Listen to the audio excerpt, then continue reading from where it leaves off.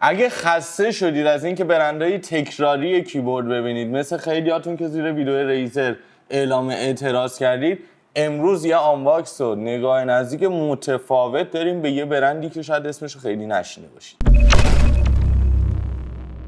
سلام علیکم، حالتون چطوره؟ من سپهر ارشادی هستم طبق معمول. اینجا هم همچنان پی سی ماد اگه اشتباه نکنم. امروز کیبورد کیکرون K2 ورژن 2 جلوی منه. حالا با این رنگ بندی و طراحی راجع به کیکرون یه نکته خیلی باحال بعد بهتون میگم. تخصصی کار تولید کیبورد میکنه. از سویچ های مختلف میتونید کیبورداشو سفارش بدید. گترون میتونید سفارش بدید، MX میتونید سفارش بدید، اتومات میتونید سفارش بدید. بوردتون رو میتونید کاستومایز سفارش بدید. بدنه کیبوردتون رو میتونید کاستومایز سفارش بدید. ولی یه سری محصول این شکلی هم داره که خودش پکیج کرده، حالا با یه سری کیکاپ و سویچ مشخص و بورد مشخص و امکانات مشخص. این بسته‌بندی این کیبورد رو که باز میکنید جیگرتون حال میاد. این سلفونیشو که باز بکنید بعد میرسید به خود اصل جنس رو که باز میکنید کاملا احترام و عزت و اینا برای مشتری میباره. از کیبورد که بگذریم، توی بسته‌بندیش برامون یه سری خرت و پرت گذاشته. چه خرت و پرتایی گذاشته؟ یه دونه سیم تایپ سی داریم. اتصال این کیبورد با سیم تایپ سیه. یه سیم تایپ سی با کیفیت برامون گذاشته. اتصال وایرلس هم داره. با استفاده از بلوتوث شما میتونید به 5 تا دیوایس همزمان متصل بشید، بینشون سوئیچ کنید و این اتصالتون هم از جنس بلوتوث خواهد بود. اتصالتون 2.14 نیست. شخصا ترجیح میدم این کیبورد رو اگه برای کار جدی‌تری دارم استفاده میکنم از اتصال سیمیش استفاده کنم. سیم بسیار با کیفیتی گذاشته، نویزگیر داره، 90 درجه هست و یه مورد داره. ای کاش یه ذره طول سیمش بیشتر بود. طول سیمش یه مقداری کوتاهه. این چیزی بود که منو اذیت میکرد. چیزهای بعدی که برامون گذاشته، یه نکته بسیار جالب داره این کیبورد. این کیبورد رو طراحی کردن که شما چه مک داشته باشی چه ویندوز پی سی داشته باشی بتونی ازش استفاده کنی. بخاطر همین هم ست کیکاپ اضافه داره.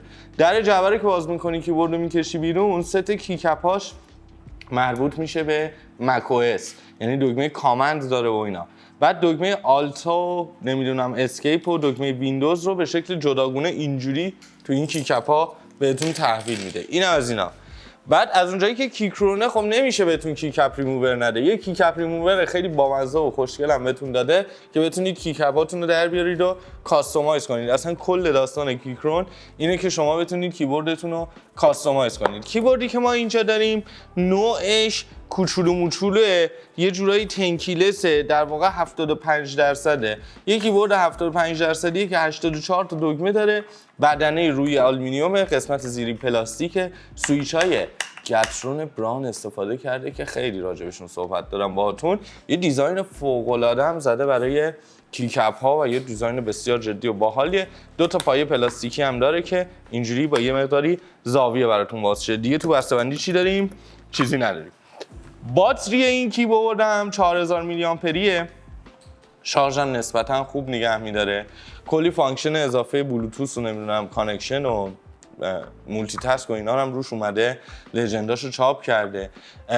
اینجا ما یه سری کلیدا داریم، اروکیا حذف نشدن. حس و حال فوق‌العاده‌ای داره این کیبورد. از اینجا به بعدش میخوام راجع به حس و حالش صحبت کنم. این کیبورد نورپردازی RGB هم داره، کاملا هم میتونید کنترلش بکنید. جدا از حالا سافرهایی که خود کیکرون بهتون میده، سافرهای اوپن سورس هم میتونید براش استفاده بکنید. فوق‌العاده کیکاپ های با کیفیتی داره، یعنی اصلا جنس کیکاپ ها و نوع تولیدشون با هر کیکاپی که تو بازار میبینید و ریزر استفاده میکنه و لاجیتک استفاده میکنه و بقیه استفاده میکنن، زمین تا آسمون فرقشه. همه این کیکاپ های با کیفیتی که میبینید دابل شاتن، ولی اصلا جنس این متریال، این فینیشی که روی این کیکاپ استفاده شده یه چیز دیگه است. سویچاش هم گترون براونه، میشه تکتایل بی صدا. بی صدا که میگیم یعنی صدای اضافه نداره، اما صدای کیبورد رو در میارم براتون. یعنی به این راحتی این کیبورد قصر نمیتونه در بره، چون بسیار کیبورد خوش صداییه. طراحیش هم بخوام بگم، طراحی ظاهریش بسیار مینیمال و جمع و جوره و خیلی جدی طراحی شده برای کسایی که میخوان رو ستاپ‌های مینیمال استفادهش بکنن. خیلی ظاهر جذابی داره، رنگ خاکستری بسیار باحال، رنگ بندی‌های دیگه هم داره. یه نکته جالب این کیبورد داره، اونم اینه که از نظر قیمتی خیلی ارزان‌تر از برندهای اسم و رسم دار و نمیدونم جا افتاده تو بازاره.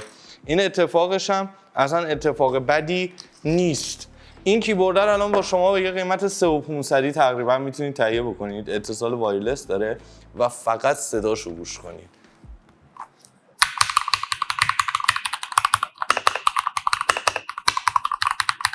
استابلایزر اسپیسش فوق‌العاده است. استابلایزرهایی که روی شیفت و اینتر کار شده فوق‌العاده کار میکنن. صدای بسیار جذابی داره.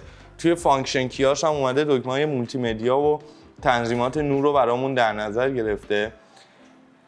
این بغلش رو که نگاه بکنید، اتصال تایپ سی داریم، دکمه‌ای رو داریم که مودش رو تعیین می‌کنیم، میتونید بذارید روی حالتی که با سیمش کار کنه یا بلوتوث کار کنه یا خاموش باشه، و یه دکمه دیگه داریم که بین مک او اس و ویندوز جابجا میشه توی حالتی که روی ویندوز 7 باشه. همون لژندا برای موبایل هم استفاده میشن. از همون حالت ویندوزش برای گوشی‌های اندرویدی و اتصال به دیوایس‌های اندرویدیتون استفاده می‌کنید و از حالت مک او اسش هم میتونید برای دیوایس‌های آی او اس استفاده کنید. لژندا همون خواهند بود. در کل این کیبورد مال یکی از بچه‌های اینجاست و خیلی هم خوش سلیقه است. خیلی هم کیبورد خوبی انتخاب کرده و این کیبورد واقعاً میتونه کیبورد محبوب من باشه.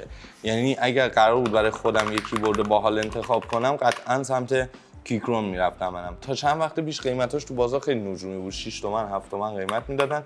الان به یه قیمت خوبی رسیده. شما هم اگه بخواید میتونید با این شماره تلفن تماس بگیرید و این کیبورد رو تهیه بکنید. کیبورد با کیفیتی فوق‌العاده تخصصی کار کیکرون ساخته کیبورده. خیلی از بچه‌ها تو ویدیو ریزر اعتراض کرده بودن که چرا یه همچین برندایی رو ریویو نمی‌کنید. اینم یه همچین ریویوی از یه برند این شکلی. در کل میتونم بگم که یکی از بهترین انتخابا میتونه باشه برای کسایی که کار تایپ میکنن، کار کدنویسی میکنن، تایپای طولانی دارن.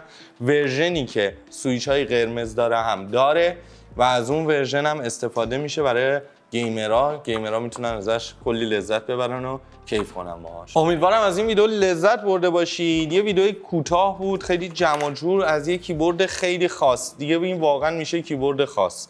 یه کیبوردی که سنگ تموم گذاشته تو کیبورد بودن. صبح تا شب مهندسای کیکرون نشستن، کارشون اینه که بهترین کیبورد دنیا رو بسازن. هی دارن تلاششون رو میکنن و به نظر من خیلی هم خوب پیشرفت کردن. جزء بهترین کیبوردهای دنیا میتونه باشه این کیبورد. یوتیوب، آپارات، اینستاگرام برامون کامنت بذارید، بگید چه ویدیوهایی بسازیم، چه برندهای ناشناخته یا شما میشناسید که دوست دارید اینجا ریویوشون کنیم، چه برندهایی هست که تو ایران شناخته نشدن ولی جزء برندهای درجه یک جهانی ان. اینا رو میتونید برامون کامنت بکنید و در ضمن حمایت‌های ململانی و شهشهانی فراموش نشه. من پوست بچهای مدیا رو اینجا کندم و الان به شدت به حمایت‌های شما نیاز دارم که به اینا نشون بدم که کارشون نتیجه میده. خستگی به تنشون مونده والا. احوالی با آدم میمونه نه والا، دیگه حالی با آدم میمونه نه بالله. تا ویدیو بعدی، خداحافظ.